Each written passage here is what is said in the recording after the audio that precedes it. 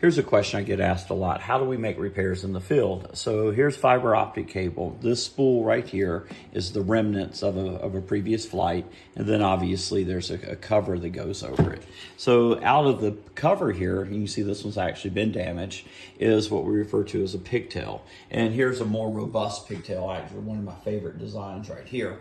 And what happens when these fibers break, and if it does break, it's typically within the first meter or so, just due to handling, shipping, launch failures. But what we're able to do with this fiber fusing machine is take the fiber, put on the patch cable, and then also put the sleeve on before. The sleeve is a heat shrink with a metal rod in it. So we place it in the machine, it fuses, then put it in the oven, it bakes it, puts it all back together. We check it to make sure we have good signals over it, and then we're able to recover this spool and continue with the mission. So the fiber is rather hardy, but it's not marine proof, okay?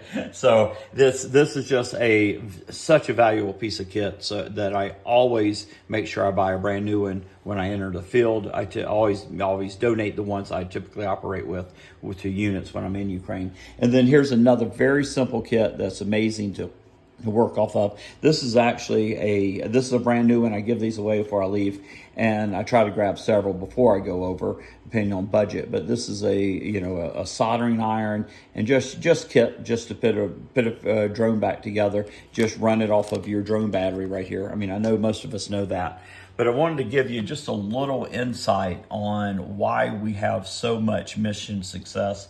That last team I worked with, you just see 10 flights with fiber drones, 10 hits, but you didn't see us fusing together one of the spools that broke, and just different things, behind the scenes. And this type of kit here allows you to have true